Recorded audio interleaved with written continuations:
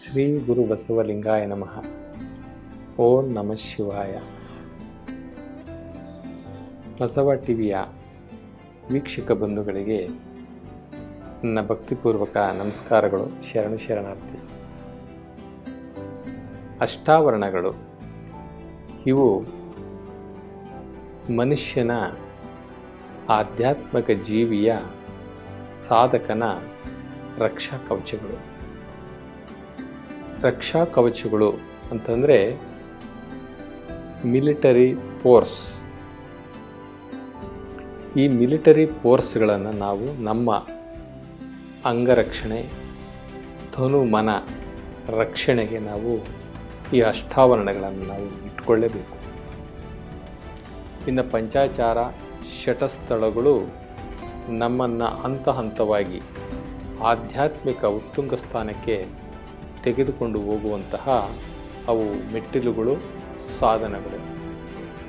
ಇದರಲ್ಲಿ ಅಷ್ಟಾವರಣಗಳಲ್ಲಿ ಬಹಳ ಮುಖ್ಯವಾದಂಥವು ಈ ಅಷ್ಟಾವರಣಗಳು ಬಹಿರಂಗದ ಅಷ್ಟಾವರಣಗಳು, ಅಂತರಂಗದ ಅಷ್ಟಾವರಣಗಳು, ಪ್ರಕೃತಿಯ ಅಷ್ಟಾವರಣಗಳು. ಹೀಗೆ 3 ವಿಧವಾದಂತಹ ಅಷ್ಟಾವರಣಗಳಿದ್ದಾವೆ. 3 ವಿಧವಾದಂತಹ ಅಷ್ಟಾವರಣಗಳು ನಮ್ಮ ದೇಶವನ್ನು ಕಾಪಾಡೋದು ನಾವು ಹೇಗೆ 3 ಮಿಲಿಟರಿ ಫೋರ್ಸ್ಗಳನ್ನು ಇಟ್ಕೊಂಡಿದ್ದೀವೋ ಹಾಗೆ ಆಧ್ಯಾತ್ಮಿಕ ಜೀವಿಯೂ ಸಹ ತನ್ನ ಸಾಧನೆಯಲ್ಲಿ ಈ ರಕ್ಷಾ ಕವಚಗಳನ್ನು ಅಳವಡಿಸಿಕೊಂಡು ತಮ್ಮ ಸಾಧನೆಯಲ್ಲಿ ಹೋಗಬೇಕಾಗುತ್ತೆ. ಅಷ್ಟಾವರಣಗಳನ್ನು ನಮ್ಮ ಶರಣರು ಯಾಕೆ ಕೊಟ್ಟರು, ಅದರಿಂದ ಪ್ರಯೋಜನ ಏನು, ಆ ಅಷ್ಟಾವರಣಗಳು ಯಾವುವು? ಗುರು, ಲಿಂಗ, ಜಂಗಮ, ಪಾದೋದಕ, ಪ್ರಸಾದ, ರುದ್ರಾಕ್ಷಿ, ವಿಭೂತಿ, ಮಂತ್ರ. ಇವು ಎಲ್ಲವೂ ಸಹ ಅಷ್ಟಾವರಣಗಳು. ತದನಂತರ ಬರ್ತಕ್ಕಂಥದ್ದು ಶಟಸ್ಥಳಗಳು. ಶಟಸ್ಥಳಗಳ ಬಗ್ಗೆ ಆಮೇಲೆ ನಾವು ಹಂತ ಹಂತವಾಗಿ ತಿಳ್ಕೊಳ್ಳೋಣ. ಇನ್ನು ಪಂಚ ಆಚಾರಗಳು, ಅವುಗಳ ಬಗ್ಗೆಯೂ ಸಹ ನಾವು ಹಂತ ಹಂತವಾಗಿ ತಿಳ್ಕೊಳ್ಳೋಣ. ಬಸವ ಧರ್ಮ, ಶರಣ ಧರ್ಮವನ್ನು ನಾವು ತಿಳಿದುಕೊಳ್ಳಬೇಕಾದರೆ ಮೊದಲನೆಯ ಸಾಧನೆ, ಮೊದಲನೆಯ ಮೆಟ್ಟಿಲು ಅಥವಾ ಸಾಧನೆಯ ಪ್ರಾರಂಭಿಕ ಹಂತ. ಈ ಸಾಧನೆಯ ಪ್ರಾರಂಭಿಕ ಹಂತ ಯಾವುದಪ್ಪ ಅಂತಂತಂದರೆ ಅಷ್ಟಾವರಣಗಳು. ಶರಣರು ಅಷ್ಟಾವರಣಗಳನ್ನು ಕೊಟ್ಟಿದ್ದಾರೆ ಅಂದರೆ ಅದರಲ್ಲಿ ಏನೋ ವಿಶೇಷ ಶಕ್ತಿ ಇರಲೇಬೇಕು, ಇಲ್ಲಾಂದರೆ ಅವ್ರು ಕೊಡ್ತಿರಲಿಲ್ಲ. ಈಗ ಗುರು ಒಂದು ಶಕ್ತಿ, ಲಿಂಗ ಒಂದು ಶಕ್ತಿ, ಪಾದೋದಕ ಒಂದು ಶಕ್ತಿ, ಪ್ರಸಾದ ಒಂದು ಶಕ್ತಿ, ರುದ್ರಾಕ್ಷಿ ಒಂದು ಶಕ್ತಿ, ವಿಭೂತಿ ಒಂದು ಶಕ್ತಿ, ಮಂತ್ರ ಓಂ ನಮಃ ಶಿವಾಯ ಅದು ಸಹ ಒಂದು ಶಕ್ತಿ. ಹೀಗೆ 8 ಶಕ್ತಿಗಳ ಮುಖಾಂತರ ನಮ್ಮನ್ನು ರಕ್ಷಿಸುವಂತಹ ರಕ್ಷಾ ಕವಚಗಳ ರೂಪದಲ್ಲಿರ್ತಕ್ಕಂಥ ಈ ಅಷ್ಟಾವರಣಗಳನ್ನು ಶರಣರು ನಮಗೆ ದಯಪಾಲಿಸಿದ್ದಾರೆ. ಈ ಅಷ್ಟಾವರಣಗಳಲ್ಲಿ ಅತ್ಯಂತ ಪ್ರಭಾವಿನೂ ಸಹ ಹೌದು, ಅತ್ಯಂತ ಅಮೂಲ್ಯವಾದಂತಹ ವಸ್ತುಗಳು ಅವು. ಇವು ಬಹಿರಂಗದ ಅಷ್ಟಾವರಣಗಳು. ಇನ್ನು ನಮ್ಮ ಈ ತನುವನ್ನು ಮಾಡಿರ್ತಕ್ಕಂಥ ಅಷ್ಟಾವರಣಗಳು ಇದ್ದವಲ್ಲ, ಭೂಮಿ, ಆಕಾಶ, ಬೆಂಕಿ, ನೀರು, ಗಾಳಿ ಇವೆಲ್ಲ ಇದ್ದವಲ್ಲ, ಆ ಪಂಚಭೂತಗಳು, ಸೂರ್ಯ, ಚಂದ್ರ ಇವೆಲ್ಲವೂ ಕೂಡ ಅವು ನಮ್ಮ ಅಂತರಂಗದ ಅಷ್ಟಾವರಣಗಳು. ಅವು ಈ ಸ್ಥೂಲ ಶರೀರಕ್ಕೆ ಒಳಪಟ್ಟಿರ್ತಕ್ಕಂಥವು. ಆ ಶಕ್ತಿಗಳಿಂದ, ಆ ಪಂಚಭೂತ ಶಕ್ತಿಗಳಿಂದ ಮಾಡಿರ್ತಕ್ಕಂಥ ಈ ಶರೀರ, ಆ ಚೈತನ್ಯ, ಆ ಬ್ರಹ್ಮಾಂಡ ಮತ್ತು ಈ ಚೈತನ್ಯ, ಈ ಪಿಂಡಾಂಡ, ಹೀಗೆ ಯಾವ ರೀತಿ ಸಂಬಂಧ ಇದೆಯೋ ಅದೇ ರೀತಿ ನಮ್ಮ ಬಹಿರಂಗದ ಅಷ್ಟಾವರಣಗಳಾಗಿರ್ತಕ್ಕಂಥ ಗುರುಲಿಂಗ ಜಂಗಮ, ಪಾದೋದಕ, ಪ್ರಸಾದ, ರುದ್ರಾಕ್ಷಿ, ವಿಭೂತಿ ಮಂತ್ರಗಳೇನಿದೆಯಲ್ಲ ಇದಕ್ಕೂ ಸಹ ಬಹಳ ಶಕ್ತಿ ಇದ್ದಾವೆ. ಆ ಶಕ್ತಿಯ ಧಾರಣೆಯಿಂದ ನಾವು ಬದುಕಬೇಕಾಗಿದೆ, ಆಧ್ಯಾತ್ಮಿಕ ಸಾಧನೆಯನ್ನು ನಾವು ಮಾಡಬೇಕಾಗಿದೆ. ಹೀಗಾಗಿ ನಮ್ಮ ಶರಣರು ಅಷ್ಟಾವರಣಗಳನ್ನು ನಮಗೆ ದಯಪಾಲಿಸಿದ್ದಾರೆ. ಈ ಅಷ್ಟಾವರಣಗಳಲ್ಲಿ ಮೊದಲನೇದು ಯಾವುದಪ್ಪ ಅಂತಂದರೆ ಗುರು. ಗುರು ಮೊದಲನೆಯ ನಮಗೆ ಒಂದು ಆಭರಣ. ಅಷ್ಟ ಆಭರಣಗಳು ಸಹ ಇವುದು. ಅಷ್ಟಾವರಣಗಳಷ್ಟೇ ಅಲ್ಲ, ಅಷ್ಟ ಆಭರಣಗಳು, ಅಷ್ಟ ಶಕ್ತಿಗಳು, ಅಷ್ಟ ರಕ್ಷಾ ಕವಚಗಳು. ಇದರಲ್ಲಿ ಮೊದಲನೇದಾಗಿ ನಮಗೆ ಗುರುವನ್ನು ನಾವು ತೆಗೆದುಕೊಳ್ತೀವಿ. ಈ ಅಷ್ಟಾವರಣದಲ್ಲಿ ಇವು 8 ಸಹ ಪರಮಾತ್ಮನ ಸ್ವರೂಪ ಎಂಬುದಾಗಿ ಒಂದು ಕಡೆ ನಮ್ಮ ಶರಣರು ಹೇಳ್ತಾರೆ. ಗುರು ಲಿಂಗ ಜಂಗಮ, ಪಾದೋದಕ ಪ್ರಸಾದ, ವಿಭೂತಿ ರುದ್ರಾಕ್ಷಿ, ಪ್ರಣವ ಪಂಚಾಕ್ಷರಿ ಮಂತ್ರ, ಈ 8 ಶುದ್ಧ ಚಿದ್ರೂಪ. ಯಾವುದರ ಚಿದ್ರೂಪ? ಆ ಪರಶಿವನ ಚಿದ್ರೂಪ. ಆ ಪರಶಿವನೇ ತಾನಾಗಿದ್ದಾನೆ ನೋಡ ಎಂಬುದಾಗಿ ಹೇಳ್ತಾರೆ. ಈ ಪರಶಿವನ ಬೀಜವೇ ಚಿತ್ತು. ಆ ಚಿತ್ತಿನ ಪ್ರಭೆಯಲ್ಲಿ ಉತ್ಪತ್ತಿಯಾಗಿರ್ತಕ್ಕಂಥ ಇವೆಲ್ಲ ಆಭರಣಗಳು ಅಷ್ಟಾವರಣಗಳು ಎಂಬುದಾಗಿ ಒಂದು ವಚನದಲ್ಲಿ ಹೇಳ್ತಾರೆ. ಇಲ್ಲಿ ನಾವು ಮೊದಲನೆಯದಾಗಿ ಗುರುವನ್ನು ನಾವು ತಗೊಳ್ಳೋಣ. ಗುರುವು ಅಷ್ಟಾವರಣಗಳಲ್ಲಿ ಮೊದಲನೇ ಸ್ಥಾನ. ನಾವು ಗುರು ಶಿವಪಥ ಹರಿಯಲು ಗುರುಪಥ ಮೊದಲು ಅಂತ ಹೇಳ್ತೀವಿ. ಶಿವಪಥ ಹರಿಯಲು ಗುರುಪಥ ಮೊದಲು ಅಂದರೆ ಗುರುವನ್ನು ನಾವು ಸರಿಯಾಗಿ ಅರ್ಥ ಮಾಡಿಕೊಂಡರೆ ನಮಗೆ ಗುರುವಿನ ಮಾರ್ಗದರ್ಶನದಿಂದ ನಮಗೆ ಶಿವಪಥ ಹರಿತದೆ. ಅಂದರೆ ಶಿವನನ್ನು ತಿಳಿದುಕೊಳ್ಳುವಂತಹ, ಶಿವನನ್ನು ಸಾಕ್ಷಾತ್ಕಾರ ಮಾಡಿಕೊಳ್ಳುವಂತಹ ಶಿವನ ಪರಿಚಯ ನಮಗೆ ಸರಿಯಾಗುತ್ತೆ ಎಂಬುದಾಗಿ. ಇಲ್ಲಿ ಇನ್ನೊಂದು ಕಡೆ ಗುರು ಅಂದ ತಕ್ಷಣ ನಮಗೆ ನೆನಪಿಗೆ ಬರೋದು ಏನಪ್ಪ ಅಂತಂತಂದರೆ ಒಂದು ಭೌತಿಕ ದೇಹ, ಒಂದು ಶರೀರ ಅಂತ ನಾವು ತಿಳ್ಕೊಳ್ತೀವಿ. ಆ ಶರೀರಕ್ಕೆ ನಾವು ಗುರು ಅಂತ ನಾವು ಕರಿತೀವಿ. ಆದರೆ ಬಸವಣ್ಣನವರು ಒಂದು ಕಡೆ ಆ ಭೌತಿಕ ಶರೀರವನ್ನು ಅಥವಾ ವ್ಯಕ್ತಿಯನ್ನು ಗುರು ಅಂತ ಕರೀಲಿಕ್ಕೆ ಒಪ್ಪುವುದಿಲ್ಲ. ಎಲ್ಲರಿಗೂ ಪರಮಾತ್ಮ ಸರಿಸಮಾನವಾಗಿ ಶರೀರವನ್ನು ಕೊಟ್ಟಿದ್ದಾನೆ. ಎಲ್ಲರಿಗೂ ಶರೀರ ಇದೆ. ಆದರೆ ಆ ಶರೀರದಲ್ಲಿ ಕೆಲವರಿಗೆ ವಿಶೇಷತೆ ಇದೆ, ಕೆಲವರಿಗೆ ವಿಶೇಷತೆ ಇಲ್ಲ. ಆ ವಿಶೇಷತೆ ಏನಪ್ಪ ಅಂದರೆ ಅರಿವು, ಜ್ಞಾನ. ಆ ಅರಿವು, ಆ ಜ್ಞಾನಕ್ಕೆ ಬಸವಣ್ಣನವರು ಶರಣರು ಗುರು ಅಂತ ಕರೆದ್ರು. ಅದನ್ನೇ ಶರಣರು ಹೇಳ್ತಾರೆ ಅರಿವೇ ಗುರು ಅಂತ ಹೇಳ್ತಾರೆ. ಅರಿವೇ ಗುರು ಅಂತ ಹೇಳ್ತಾರೆ. ಆದರೆ ನಾವು ತುಂಬ ಆಳಕ್ಕೆ ಹೋಗೋದಿಲ್ವಲ್ಲ, ಅದಕ್ಕೆ ನಾವು ಕೆಲವು ಕಡೆ ವ್ಯಕ್ತಿಗಳನ್ನೇ ಗುರುಗಳಾಗಿ ಸ್ವೀಕಾರ ಮಾಡ್ತಾ ಇದ್ದೀವಿ. ಅದು ನಮ್ಮ ಹಿಂದೂ ದೇಶದಲ್ಲಂತೂ ಆ ಗುರು ಹೆಸರು ಹೇಳ್ಕೊಂಡು ವ್ಯಕ್ತಿ ಪೂಜೆನೇ ಸ್ಟಾರ್ಟ್ ಆಗಿಬಿಟ್ಟೈತೆ. ವ್ಯಕ್ತಿ ಪೂಜೆನೇ ಸ್ಟಾರ್ಟ್ ಆಗಿಬಿಟ್ಟೈತೆ. ಗುರು ಅಂದರೆ ಒಂದು ವ್ಯಕ್ತಿ, ಪೂಜೆ ಮಾಡ್ರಿ. ಆದರೆ ಬಸವಣ್ಣವರು ಅದನ್ನು ಒಪ್ಪಲಿಲ್ಲ. ಅವರು ತನ್ನ ಸ್ವಯಂ ಗುರು ಅಂತಲೇ ಹೇಳ್ಕೊಳ್ಳಿಲ್ಲ. ಬಸವಣ್ಣನವರು ಸ್ವಯಂ ಗುರುಸ್ಥಾನದಲ್ಲಿದ್ದರೂ ಕೂಡ ಬಸವಣ್ಣನವರು ನಾನು ಗುರು ಅಂತ ಎಲ್ಲೂ ಹೇಳ್ಕೊಳ್ಳಲಿಲ್ಲ. ಮತ್ತೇನು ಹೇಳ್ಕೊಂಡ್ರು? ನಾನು ಭಕ್ತ ಅಂತಲೇ ಹೇಳ್ಕೊಂಡ್ರು. ನಾನು ಭಕ್ತ ಅಂತಲೇ ಹೇಳ್ಕೊಂಡ್ರು. ಎಲ್ಲೂ ಕೂಡ ಗುರುಸ್ಥಾನಕ್ಕೆ ಅವ್ರು ನಿಲ್ಲಲೇ ಇಲ್ಲ. ಅವರನ್ನು ಅವರು ವೈಭವೀಕರಣಗೊಳಿಸ್ಕೊಳ್ಳೇ ಇಲ್ಲ. ಅವರನ್ನೆಲ್ಲೂ ಪೂಜೆ ಮಾಡಬೇಕು, ಮಾಡಿಸ್ಕೊಳ್ಬೇಕು ಅಂತ ಅನ್ನಲೇ ಇಲ್ಲ. ಏನು ಹೇಳ್ತಾರೆ? ನಾನು ಭಕ್ತರಲ್ಲಿ ಭಕ್ತ, ಕಿರಿಯರಲ್ಲಿ ಕಿರಿಯ, ಶರಣರಲ್ಲಿ ಶರಣ. ನಾನು ಚಿಕ್ಕವನು, ನಾನು ಕಟ್ಟಕಡೆಯವನು, ನನಗಿಂತ ಕಿರಿಯರಿಲ್ಲ, ಶಿವಶರಣರಿಗಿಂತ ಹಿರಿಯರಿಲ್ಲ. ಶಿವಶರಣರು ಅಂದರೆ ಜ್ಞಾನವಂತರು, ಶಿವನ ಜ್ಞಾನವನ್ನು ಹೊಂದಿರತಕ್ಕಂಥವರು.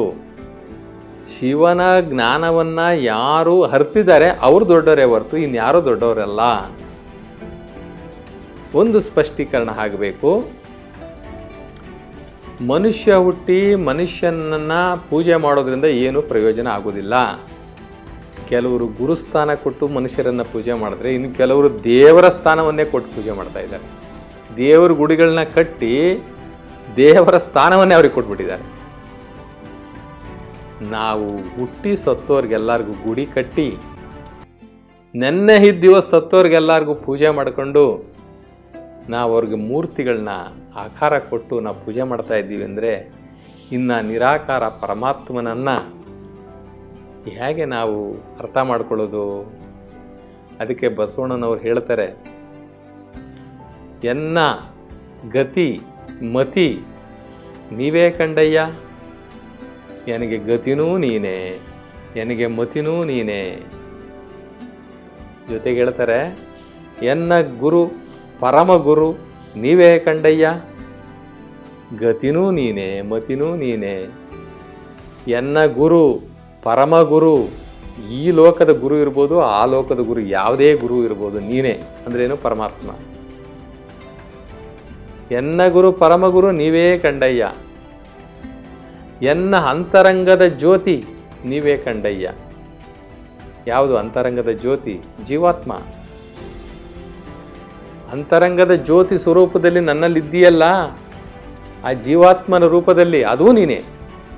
ಹೊರಗಡೆ ನೀನು ಪ್ರಕಾಶಮಾನವಾಗಿದ್ದೀಯಲ್ಲ ಈ ಬ್ರಹ್ಮಾಂಡದಲ್ಲಿ, ಅದೂ ನೀನೇ. ಹೊರಗಡೆ ಪ್ರಕಾಶಮಾನವಾಗಿರ್ತಕ್ಕಂಥ ಪರಮಾತ್ಮ ಜ್ಯೋತಿ ಸ್ವರೂಪವಾಗಿರ್ತಕ್ಕ ಪರಮಾತ್ಮ ಅದೂ ನೀನೇ. ನನ್ನ ಅಂತರಂಗದಲ್ಲಿ ಪ್ರಕಾಶಮಾನವಾಗಿ ಜೀವಾತ್ಮನಾಗಿದ್ದೀಯಲ್ಲ, ಅದೂ ನೀನೇ. ಎಲ್ಲವೂ ನೀನೇ ನೀನೇ ನೀನೇ ನೀನೇ. ಎನ್ನ ಗುರು ಪರಮಗುರು ಎಲ್ಲವೂ ನೀನೇ, ಎನ್ನ ಅಂತರಂಗದ ಜ್ಯೋತಿನೂ ಕೂಡ ನೀನೇ ಅಂತ ಬಸವಣ್ಣನವರು ಶರಣರು ಹೇಳುವಾಗ, ನಾವು ವ್ಯಕ್ತಿಗಳಿಗೆ ವಿಶೇಷತೆಯನ್ನು ಕೊಟ್ಟು ಗುರುಸ್ಥಾನಕ್ಕಿಟ್ಟು ವ್ಯಕ್ತಿ ಪೂಜೆಗಳು ಮಾಡ್ತಾ ಇರ್ತಕ್ಕಂಥದ್ದು ಎಲ್ಲೋ ಒಂದು ಕಡೆ ನಮಗೆ ಮೂಲ ಆಳವಾದ ಅರಿವಿನ ಪ್ರಜ್ಞೆ ಇಲ್ಲದೆ ಇರೋದ್ರಿಂದ ನಾವು ಗುರು ಹೆಸರು ಹೇಳ್ಕೊಂಡು ವ್ಯಕ್ತಿ ಪೂಜೆಗಳು ಮಾಡಕ್ಕೆ ಹೊರಟಿದ್ದೀವಿ ನಮ್ಮ ಭಾರತ ದೇಶದಲ್ಲಿ. ಮಹಮ್ಮದ್ ಪೈಗಂಬರ್ ಸಹ ಗುರುಸ್ಥಾನವನ್ನು ಒಪ್ಕೊಳ್ಳಿಲ್ಲ, ಅವರು ಭಕ್ತ ಸ್ಥಾನಕ್ಕೆ ಬಂದರು. ಜೊತೆಗೆ ಎಲ್ಲ ದಾರ್ಶನಿಕರು ಕೂಡ, ಈ ಜಗತ್ತಿನ ಎಲ್ಲ ದಾರ್ಶನಿಕರು ಯಾರೊಬ್ಬರೂ ಕೂಡ ಗುರುಸ್ಥಾನಕ್ಕೂ ಸಹ ನಿಲ್ಲಲಿಲ್ಲ. ನೋಡ್ರಿ, ಈ ಗುರುಪೂಜೆ ಅಂತಕ್ಕಂಥದ್ದು ವಿಶ್ವದಲ್ಲಿ ಎಲ್ಲೂ ಇಲ್ಲ, ನಮ್ಮ ಭಾರತ ದೇಶದಲ್ಲಿ ಮಾತ್ರ ಐತೆ ಗುರುಪೂಜೆ ಅಂತಕ್ಕಂಥದ್ದು. ಯಾವ ಮೂಲೆಯಲ್ಲಾರ ಹೋಗಿ ಎಂಥದ ದೊಡ್ಡ ದೊಡ್ಡ ಧರ್ಮಗಳು ಕಟ್ಕೊಂಡಿರೋರು ಇದ್ದಾರೆ, ಆ ಧರ್ಮದವ್ರು ಯಾರೂ ಮಾಡ್ತಾ ಇಲ್ಲ. ಇಲ್ಲಿ ವ್ಯಕ್ತಿ ಪೂಜೆಗೊಂದು ಕಾರಣ ಬೇಕಷ್ಟೇ. ವ್ಯಕ್ತಿ ಪೂಜೆಗಳಿಗೊಂದು ಕಾರಣ ಬೇಕು. ತನ್ನನ್ನು ತಾನು ವೈಭವೀಕರಣಗೊಳಿಸ್ಕೊಂಡು ಈ ಅಮಾಯಕರನ್ನು, ಸ್ವಲ್ಪ ತಿಳುವಳಿಕೆ ಕಡಿಮೆ ಇರತಕ್ಕಂಥ ಇವ್ರನ್ನೆಲ್ಲ ಆಳಬೇಕಲ್ಲ. ಹೀಗಾಗಿ ಆ ಗುರುಸ್ಥಾನವನ್ನು ಅಲಂಕಾರ ಮಾಡಿಸ್ಕೊಂಡು ವ್ಯಕ್ತಿ ಪೂಜೆಗಳು ಮಾಡಿಸ್ಕೊತಾ ಇದ್ದಾರೆ. ಆದರೆ ಬಸವಣ್ಣನವ್ರು ಹೇಳ್ತಾರೆ, ಯಾರು ಗುರುಸ್ಥಾನಕ್ಕೆ ನಿಲ್ಲೋದಿಲ್ಲ. ಗುರುಸ್ಥಾನ ಅಂತಕ್ಕಂಥ ಇದ್ದರೆ ಅದು ಪರಮಾತ್ಮನೇ. ಇನ್ನೂ ನೀನು ಅದನ್ನು ನಂಬಲಿಲ್ಲ ಅಂತಂದರೆ ನಿನ್ನ ಒಳಗಡೆ ಇರ್ತಕ್ಕಂಥ ಅರಿವೇ ನಿನಗೆ ಗುರು. ನಿನ್ನ ಒಳಗಡೆ ಇರ್ತಕ್ಕಂಥ ಅರಿವೇನಿದೆಯಲ್ಲ, ಆ ಅರಿವೇ ನಿನಗೆ ಗುರು. ಅದೇ ನಿನಗೆ ದಾರಿ ತೋರಿಸೋದು. ಆ ಅರಿವನ್ನು, ನಮ್ಮ ಅಂತರಂಗದಲ್ಲಿರ್ತಕ್ಕಂಥ ಅರಿವನ್ನು ಯಾರು ಗುರುತಿಸಿ ಕೊಡ್ತಾರೆ ನಮಗೆ, ಅವರು ಗುರು. ಅಂಥವ್ರು ಗುರುಸ್ಥಾನಕ್ಕೆ ನಿಲ್ಲಕ್ಕೆ ಅವ್ರು ಇಷ್ಟ ಬೀಳಲ್ಲ. ಈಗ ನಮ್ಮ ಅಂತರಂಗದಲ್ಲಿರ್ತಕ್ಕಂಥ ಅರಿವೇನಿದೆಯಲ್ಲ, ಆ ಅರಿವನ್ನು ಜಾಗೃತ ಮಾಡಿ ಆ ಅರಿವನ್ನು ನಮಗೆ ತಿಳಿಸ್ಕೊಡ್ತಾರಲ್ಲ, ಅವರು ಗುರು ಅಂತ ಒಪ್ಪೋದಾದರೆ ಅವರು ಅದಕ್ಕೆ ನಿಲ್ಲೋದಿಲ್ಲ. ಅವ್ರು ನಮಗೆ ಇಲ್ಲಪ್ಪ ನಾನು ಗುರು ಅಲ್ಲ ಅಂತಾರೆ. ಆ ರೀತಿ ಆಶ್ರಯವನ್ನು ತೆಗೆದುಕೊಂಡು ಆ ರೀತಿ ವ್ಯವಸ್ಥೆಗಳನ್ನು ಮಾಡಿಕೊಂಡು ಗೂಡು ಕಟ್ತವೆ. ಇನ್ನು ಕೆಲವು ಮರದಲ್ಲಿರ್ತಕ್ಕಂಥ ಕೆಂಪು ಇರುಬೆಗಳು, ಆ ಕೆಂಪು ಇರುಬೆಗಳಂತ ಇರ್ತವೆ, ಅದಕ್ಕೆ ಕೆಂಪು ಗೊದ್ದ ಅಂತ ಕರೀತಾರೆ, ಕೆಂಜಿರುಬೆ ಅಂತ ಕರೀತಾರೆ.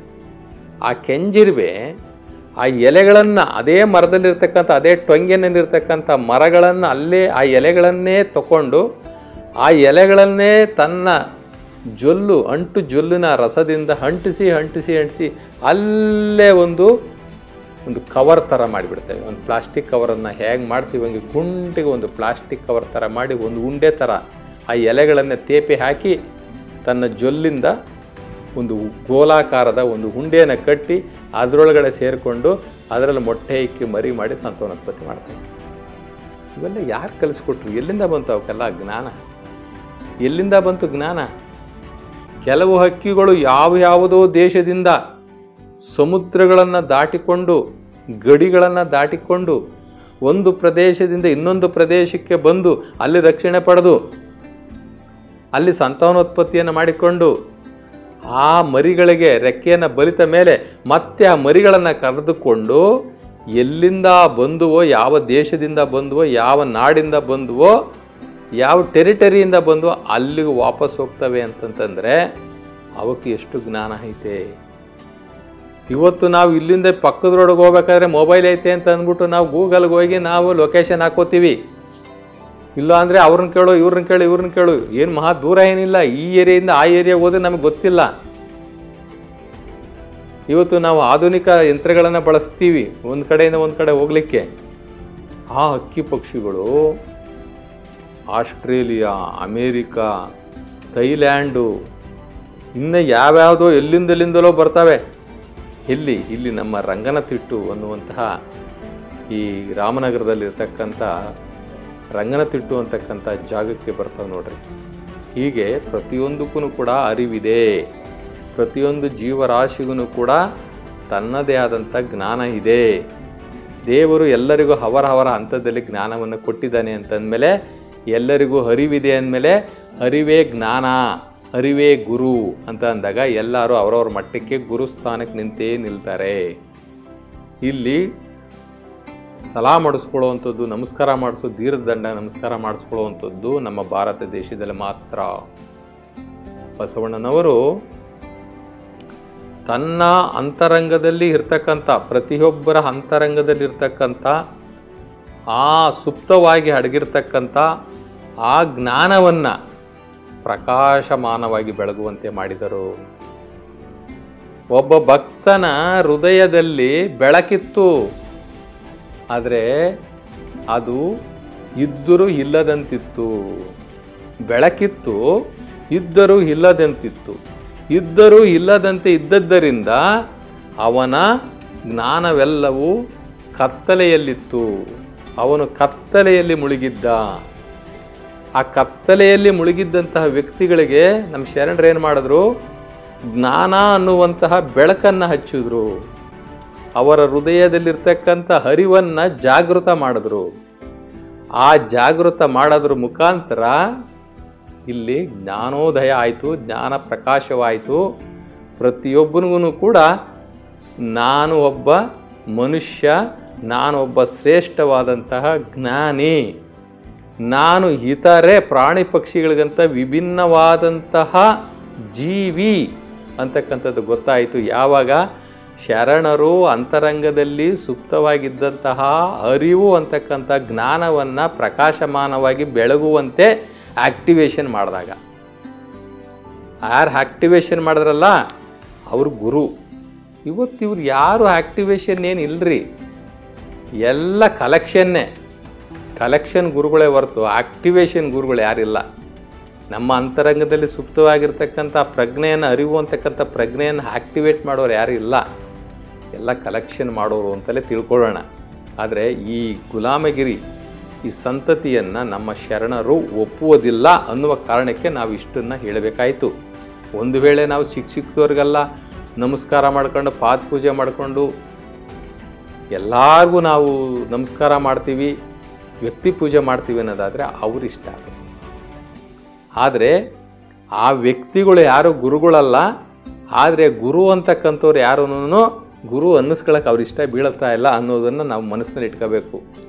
ಇನ್ನೊಂದು ಕಡೆ ಈ ಅಷ್ಟಾವರಣಗಳ ಬರ್ತಕ್ಕಂಥ ಈ ಅಷ್ಟಾವರಣಗಳಲ್ಲಿ ಮೊದಲನೇ ಸ್ಥಾನದಲ್ಲಿರ್ತಕ್ಕಂಥ ಆ ಗುರುಸ್ಥಾನವನ್ನು ಅಲಂಕರಿಸೋದಿದೆಯಲ್ಲ, ಅವರು ಯಾರಾಗಿರಬೇಕು ಅಂತಂದರೆ ಆ ದೇವರಿಂದ ಕಳಿಸಲ್ಪಟ್ಟಂತಹ ಆ ದೇವರೇ ಅವರನ್ನು ಕಳಿಸಿರಬೇಕು ಈ ಜಗತ್ತಿಗೆ. ಹೋಗಪ್ಪ, ಅಜ್ಞಾನದಲ್ಲಿರ್ತಕ್ಕಂಥ ಜನಗಳಿಗೆ ಒಂದಷ್ಟು ಸುಜ್ಞಾನವನ್ನು ಕೊಡು, ಕಷ್ಟದಲ್ಲಿರ್ತಕ್ಕಂಥವ್ರಿಗೆ ಒಂದಷ್ಟು ಸ್ವಾಂತನ ಹೇಳು. ಯಾರು ನನಗೆ ಕೀಳು ಅಂದ್ಕೊಂಡಿರ್ತಾರಲ್ಲ ಅವ್ರಿಗೆ ಆತ್ಮಬಲವನ್ನು ತುಂಬು. ಯಾರಲ್ಲಿ ಕತ್ತಲು ಆವರಿಸಿಕೊಂಡು ಕತ್ತಲೆಯಲ್ಲೇ ಜೀವನ ನಡೆಸ್ತಾ ಇದ್ದಾರಲ್ಲ ಅವ್ರಿಗೊಂದಷ್ಟು ಬೆಳಕಿನ ರಕ್ಷಣೆ ಕೊಡುವಂತ ಕಳಿಸ್ತಾರಲ್ಲ ಆ ದೇವರು, ಆ ಪ್ರತಿನಿಧಿಗಳು ಇರ್ತಾರಲ್ಲ ಅವರು ಮಾತ್ರ ಅವ್ರಿಗೊಂದು ಗುರುಸ್ಥಾನವನ್ನು ನಾವು ಕೊಡಬಹುದು. ಇಲ್ಲಿ ಗುರು ಅಂತಕ್ಕಂಥದ್ದನ್ನು ನಮ್ಮ ಶರಣರು ಒಂದೇ ಮಾತಲ್ಲಿ ಹೇಳಬೇಕು ಅಂತಂತಂದರೆ ಅರಿವು ಎಂಬುದಾಗಿ ತಗೊಳ್ತಾರೆ. ಅರಿವು, ಅರಿವು ಗುರು. ಇಲ್ಲಿ ಗುರು ಶಿಷ್ಯ ಪರಂಪರೆ ಇಲ್ಲ. ನಮ್ಮ ಶರಣ ಧರ್ಮದಲ್ಲಿ ಗುರು ಶಿಷ್ಯ ಪರಂಪರೆ ಇಲ್ಲ. ಇಲ್ಲಿ ಶಿಷ್ಯನೇ ಇಲ್ಲ ಅಂತಂದಮೇಲೆ ಗುರು ಇರೋದೇ ಇಲ್ಲ. ಎಲ್ಲ ಗುರುಗಳೇನೆ, ಇರೋರೆಲ್ಲ ಗುರುಗಳೇನೆ. ಇಲ್ಲಿ ಶಿಷ್ಯ ಪರಂಪರೆ ಇಲ್ಲವೇ ಇಲ್ಲ. ಹೆಂಗೆ ಅಂತಂದರೆ ಇವು ಒಂದು ಜ್ಯೋತಿ ಇರ್ತದೆ, ಇನ್ನೊಂದು ಕಡೆ ಜ್ಯೋತಿ ಉರಿತಾ ಇರ್ತದೆ. ಆ ಉರಿತಾ ಇರ್ತಕ್ಕಂಥ ಜ್ಯೋತಿನ ತಂದು ಇನ್ನೊಂದು ಜ್ಯೋತಿಗೆ ಮುಟ್ಟಿಸ್ದಾಗ ಏನಾಗುತ್ತೆ, ಅದು ಉರಿಲಿಕ್ಕೆ ಶುರುವಾಗುತ್ತೆ. ಅದು ಬೆಳಕು ಕೊಡ್ತಾ ಐತೆ, ಇದು ಬೆಳಕು ಕೊಡ್ತಾ ಐತೆ. ಇದರಲ್ಲಿ ಮೇಲೆ ಯಾವುದು ಕೀಳು ಯಾವುದು? ನಮ್ಮ ಶರಣರು ಕೇಳೋ ಪ್ರಶ್ನೆ ಇದು. ಅದಕ್ಕೆ ನಮ್ಮ ಶರಣರು ಹೇಳ್ತಾರೆ, ಜ್ಯೋತಿ ಮುಟ್ಟಿ ಜ್ಯೋತಿಯಾಗುವಂತೆ, ಜ್ಯೋತಿ ಮುಟ್ಟಿ ಜ್ಯೋತಿಯಾಗುವಂತೆ ಗುರು ಮುಟ್ಟಿ ಗುರು ಆಗಬೇಕೇ ಹೊರತು ಗುರು ಮುಟ್ಟಿ ಶಿಷ್ಯ ಆಗಬಾರದು. ಇದು ಶರಣರ ತತ್ವ, ಸಮಾನತೆಯ ತತ್ವ, ಪಕ್ಕದಲ್ಲಿ ಕುಂಡ್ರಿಸ್ಕೊಳ್ಳೋ ತತ್ವ. ಕೆಳಗಡೆ ಕೂತ್ಕೊಂಡು ನಿನ್ನ ಕಾಲೊತ್ತು ನಿನ್ನ ಶಿಷ್ಯ, ನನ್ನ ಸೇವೆ ಮಾಡು. ಗುರು ದೈಹಿಕ ಸೇವೆ ಮಾಡಿದ್ರೆ ಯಾವ ನಾಲೆಡ್ಜು ಬರೋದಿಲ್ಲ. ಏನು ದಿನ ಬೆಳಗ್ಗೆ ಎದ್ದು ಅವ್ರಿಗೆ ಮೈ ತೊಳೆದು ಅವ್ರ ಪಾದ ತೊಳೆದು ಅವರಿಗೆಲ್ಲ ಬಟ್ಟೆ ಒಗೆದು ಕೊಟ್ಟು ಅವ್ರಿಗೆ ಬೇಕಾದ್ದನ್ನೆಲ್ಲ ನಾವು ಮಾಡಿ ಕೊಡ್ತೀವಿ ಅಂತ ಇಟ್ಕೊಳ್ಳಿ, ನಮ್ಗೆ ಜ್ಞಾನ ಬಂದ್ಬಿಡ್ತದ? ಇಲ್ಲ.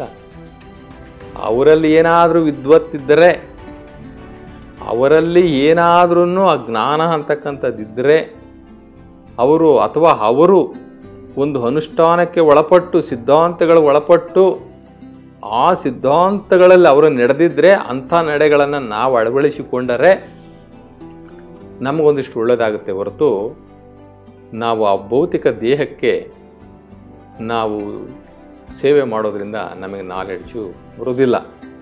ಹೀಗಾಗಿ ನಮ್ಮ ಅರಿವನ್ನು ಜ್ಞಾನ ಅಂತ ಮಾಡ್ಕೊಳ್ಬೇಕು. ಜ್ಯೋತಿ ಮುಟ್ಟಿ ಜ್ಯೋತಿ ಆಗಬೇಕು, ಗುರು ಮುಟ್ಟಿ ಗುರು ಆಗಬೇಕು. ಗುರು ಶಿಷ್ಯ ಪರಂಪರೆ ಇಲ್ಲವೇ ಇಲ್ಲ. ಅಲ್ಲಿ ವ್ಯಕ್ತಿ ಸ್ವಾತಂತ್ರ್ಯಕ್ಕೆ ಧಕ್ಕೆ ಬರ್ತದೆ.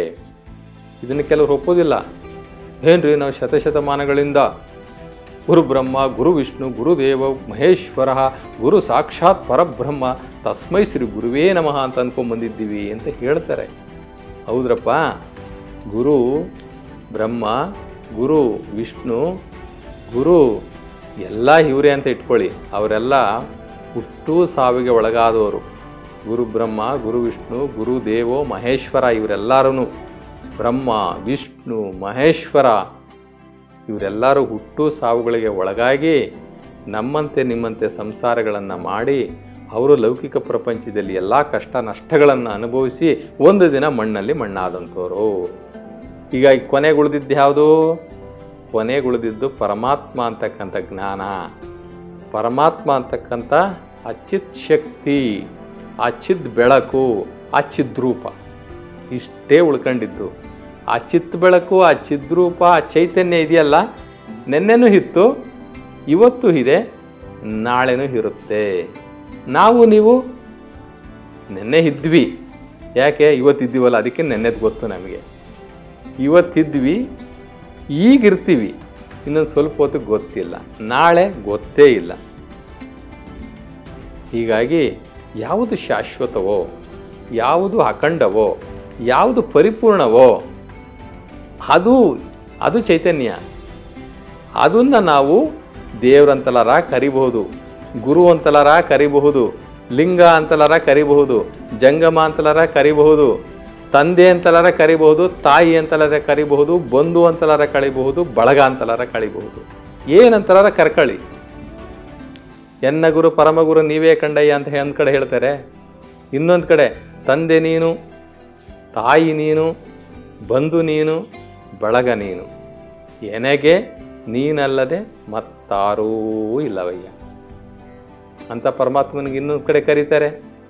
ಹಾಡಿದೊಡೆ ಎನ್ನೊಡೆಯನ ಹಾಡುವೆ, ಬೇಡಿದೊಡೆ ಎನ್ನೊಡೆಯನ ಬೇಡುವೆ. ಯಾಕೆ?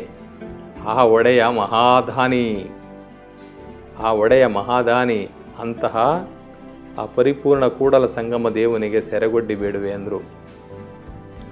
ಇಲ್ಲಿ ನಮಗೆ ಏನೇ ಈ ಜಗತ್ತಲ್ಲಿ ಲಭ್ಯ ಆಗಬೇಕಾದ್ರೆ ಒಂದು ಜ್ಞಾನ ಅಥವಾ ಒಂದು ಸಿರಿ, ಒಂದು ಸಂಪತ್ತು, ಒಂದು ಅಧಿಕಾರ ಏನೇ ನಮಗೆ ಪ್ರಾಪ್ತಿ ಆಗಬೇಕಾದ್ರೆ ಆ ಪರಮಾತ್ಮನ ಆಜ್ಞೆ ಆಗಬೇಕು. ಅವನ ಕೃಪಾ ಕಟಾಕ್ಷ ನಮ್ಮ ಮೇಲೆ ಬೀಳಬೇಕು.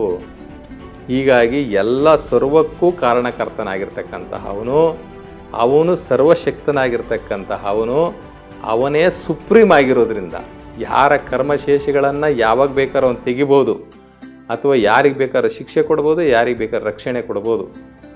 ಸಂಪೂರ್ಣ ಅಧಿಕಾರವನ್ನು ಅವನು ಒಬ್ಬನೇ ಇಟ್ಕೊಂಡಿರೋದ್ರಿಂದ ಗುರುನೂ ಅವನೇ, ಅರಿವು ಅವನೇ, ಆಚಾರವೂ ಅವನೇ, ಲಿಂಗವೂ ಅವನೇ, ಬ್ರಹ್ಮಾಂಡವೂ ಅವನೇ, ಎಲ್ಲವೂ ಅವನೇ ಎಂಬುದಾಗಿ ನಮ್ಮ ಶರಣರ ಸಹಮತ.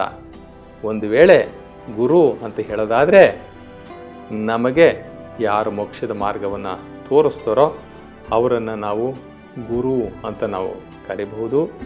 ಬಸವಣ್ಣನವರಂತೂ ನನಗೆ ಗುರುಸ್ಥಾನ ಬೇಕಾಗಿಲ್ಲ, ನಮಗೆ ನಿಮ್ಮ ಅರಿವನ್ನು ಜಾಗೃತ ಮಾಡಿ ಕೊಡುವಂತಹ ಜ್ಞಾನವನ್ನು ಪರಮಾತ್ಮ ನನಗೆ ಸಿಕ್ತು, ಅದನ್ನೇ ನಿಮ್ಮ ಜೊತೆ ಹಂಚ್ಕೊಂಡಿದ್ದೇನೆ, ನನಗೆ ಸಿಕ್ಕಿದ್ದೇನೆ ನಿಮ್ಮ ಜೊತೆ ಹಂಚ್ಕೊಂಡಿದ್ದೀನಿ, ನಾವು ನೀವು ಜೊತೆ ಜೊತೆ ಅಂತ ಅಂದುಬಿಟ್ರು.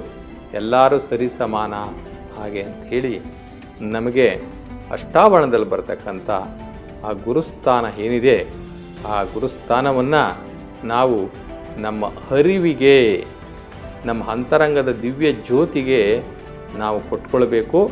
ಆ ಗುರುಸ್ಥಾನವನ್ನು ನಮಗೆ ನಾವು ತೋರಿಸಿಕೊಟ್ಟಂಥ, ನಮ್ಮ ಅರಿವನ್ನು ತೋರಿಸಿಕೊಟ್ಟಂತಹ ಆ ಗುರುಸ್ಥಾನ ಇದೆಯಲ್ಲ, ಅಂಥದನ್ನು ನಾವು ಬಸವಾದಿ ಶರಣರಿಗೆ ಕೊಡೋದಿದ್ರೆ ಕೊಡಬಹುದು, ಇಲ್ಲ ಅನ್ನೋದಾದರೆ ಇಲ್ಲ ಅಂತ ಅಂದಾಗ ಕೆಲವು ಜನಗಳಿಗೆ ಸ್ವಲ್ಪ ಮುಜುಗರ ಆಗಬಹುದು.